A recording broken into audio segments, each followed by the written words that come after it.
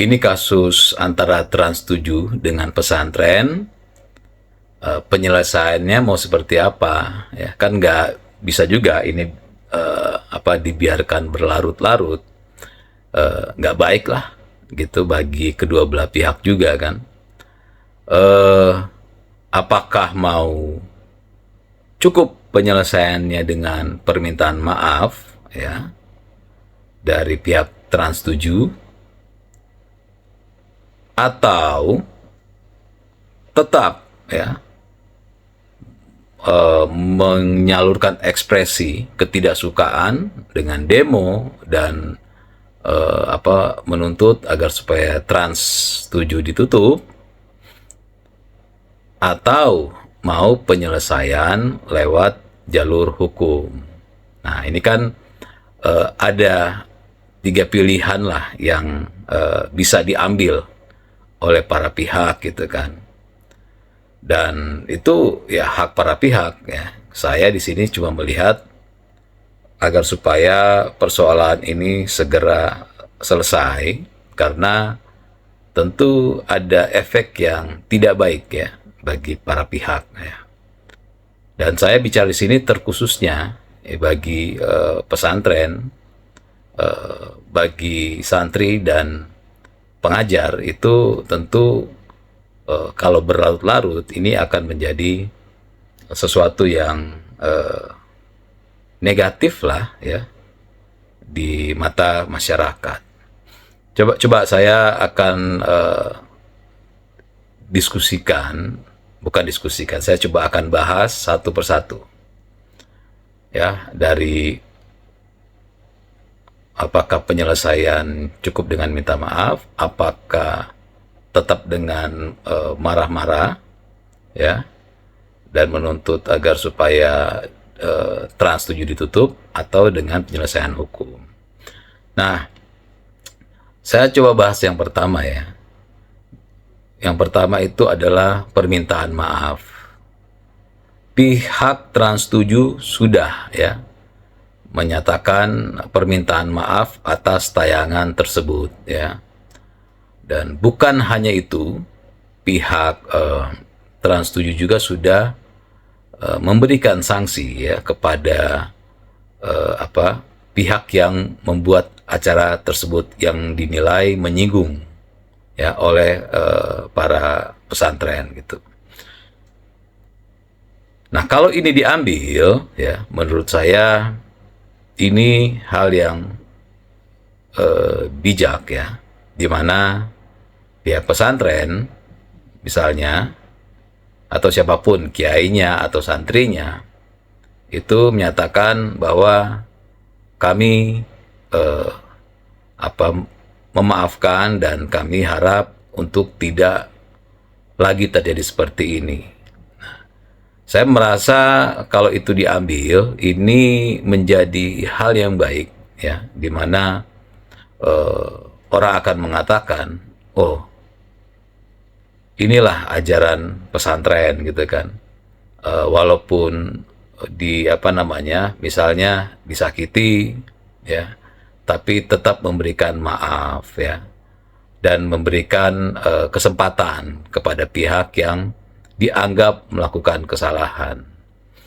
Jadi ya masyarakat juga akan mengatakan, wah bagus nih, begini nih ajaran yang benar gitu, dimana tidak menyelesaikan masalah itu dengan cara-cara yang di luar dari ajaran gitu. Jadi masyarakat akan mengatakan pihak pesantren, para santri, para kiai menerapkan ajaran memaafkan pihak-pihak yang menyakiti gitu. Nah, kalau mengambil yang kedua ya, misalnya ya kita lihat kan sekarang demo, ada yang marah-marah, ada beberapa tokoh mengeluarkan pernyataan-pernyataan keras gitu kan. Nah, ini akhirnya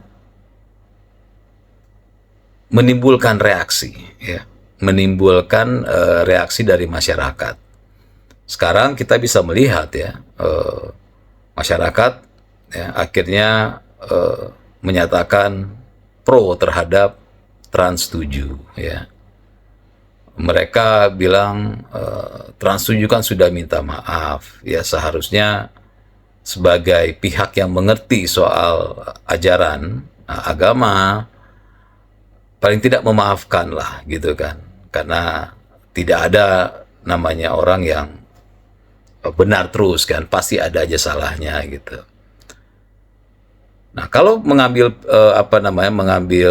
cara yang tetap marah-marah, demo dan membuat pernyataan-pernyataan keras ya, kita bisa lihat sekarang ini akhirnya pernyataan-pernyataan keras itu dijawab ya oleh masyarakat ya, di-challenge oleh masyarakat ya. Jadi semua pernyataan-pernyataan itu ditanggapi oleh masyarakat dengan cara negatif juga gitu kan. Artinya mereka tidak mendukung pernyataan-pernyataan itu. Yang terjadi adalah akhirnya mereka menyebarkan bahwa ini loh ya, cara-cara para pimpinan agama lah misalnya, bukan pimpinan agama, cara-cara para guru ya dalam menghadapi sebuah masalah gitu. Lalu mereka kemudian mengeluarkan berita-berita ya, bagaimana ada banyak berita terjadi, ada di sebuah pesantren ada terjadi pelecehan ya seksual, ada terjadi pemerkosaan dan berbagai hal tindak pidana lain yang terjadi di pesantren gitu. Jadi mereka keluarkan itu ya, mereka sebarluaskan ya. Jadi sudah ada dua nih, yang satu pernyataan-pernyataan para tokoh ya langsung ditanggapi secara negatif dan disebarluaskan. Lalu kejadian-kejadian tindak pidana di pesantren itu mereka sebarluaskan juga. Jadi sudah penyebarannya ini secara masif ya oleh masyarakat, dan akhirnya mereka mendukung apa yang dilakukan oleh Trans 7 gitu. Lalu mulai ya saya lihat masyarakat menyebarluaskan kegiatan-kegiatan yang menurut masyarakat ya secara umum itu tidak layak gitu ya. Misalnya orang berjalan pakai lutut gitu kan, terus ada video makan, terus ada bebeknya gitu kan. Saya ngelihat wah ada bebek gitu kan. Lalu santri pada makan ada bebeknya, lalu para santri pada tidur disiram gitu kan. Terus makanan buat para santri itu dilempar-lempar, atau terus macam-macam lah video yang dikeluarkan. Bahkan ada video-video yang saya belum pernah nonton, saya akhirnya lihat kok ada begini gitu. Nah, ini disebarluaskan. Semakin kencang ya mereka demo Trans 7, terus semakin kencang, semakin keras pernyataan-pernyataan para tokoh pesantren, maka semakin keras juga ya serangan masyarakat ya. Opini masyarakat yang disebarluaskan tentu untuk mendiskreditkan pesantren, kiai dan para santri. Nah, ini kan tentu merugikan gitu kan, karena ya tidak semua pesantren begitu, tidak semua para tokoh tokoh-tokoh pesantren begitu, tidak semua para santri begitu. Akhirnya kan jadi digeneralisir gitu kan, bahwa begini loh bahayanya. Akhirnya mereka bilang wah begini toh cara penyelesaian pihak pesantren menghadapi sebuah masalah. Mana pelajaran sabarnya, mana pelajaran adabnya gitu. Jadi apa yang diajarkan tidak sesuai dengan praktek di lapangan. Akhirnya begitu. Orang-orang akhirnya bilang, wah kami tidak akan mau memasukkan anak kami di pesantren, di mana kami mau mengajarkan agar anak kami di pesantren punya kesabaran, punya adab ya, eh, punya pemaaf gitu kan, bisa berpikir dengan baik, ya. Toh kalau begini dipertontonkan, wah kami agak ragu nih. Ya kan begitu jadinya. Narasinya jadi begitu, ya. Semakin banyak tindakan-tindakan keras, ya, demonstrasi, pernyataan-pernyataan para tokoh pesantren, maka semakin, ya, negatif masyarakat akan menilai dan menyebarluaskan. Itu yang akan terjadi dan saya lihat sudah terjadi gitu. Jadi kalau mau tetap mengambil poin kedua ini, ya resikonya ya seperti yang saya sampaikan tadi. Lalu ketiga, misalnya mau ke ranah hukum. Nah, kalau mau ke ranah hukum, ya ini saran saya, ya, para tokoh, ya para santri, ya pesantren itu menyatakan ke publik bahwa kami ingin, ya, ke jalur hukum karena kami menghormati yang namanya hukum. Kami ingin agar supaya menjadi pembelajaran bagi siapapun, termasuk bagi media, agar supaya menyampaikan sesuatu sesuai dengan tata krama, misalnya adab, atau sesuai dengan fakta di lapangan. Nah, kalau itu dilakukan, tentu akan mendapatkan simpati lah paling tidak, dan walaupun tetap akan ada yang mempermasalahkan, tapi paling tidak itu sudah menunjukkan bahwa pesantren, para santri, para tokoh di pesantren itu lebih mengedepankan hukum dibandingkan emosi. Dan secara ajaran agama juga kan tentu proses hukum adalah bagian dari ajaran, ya, yang baik gitu.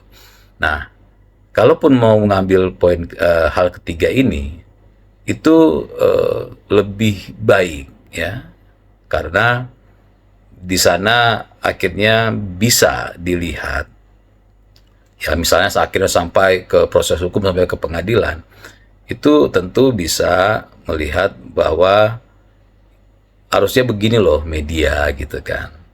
Jangan menampilkan sesuatu yang bisa akhirnya memframing, ya, pihak-pihak yang diberitakan menjadi buruk gitu. Begitupun sebaliknya, ya, pihak pesantren pun akhirnya mengetahui, ya, secara hukum bahwa pola-pola, ada beberapa pola yang mungkin tidak baik diterapkan. Itu harus diterima juga, jangan merasa paling benar juga. Nah, jadi silakan mau pilih yang mana, mau pilih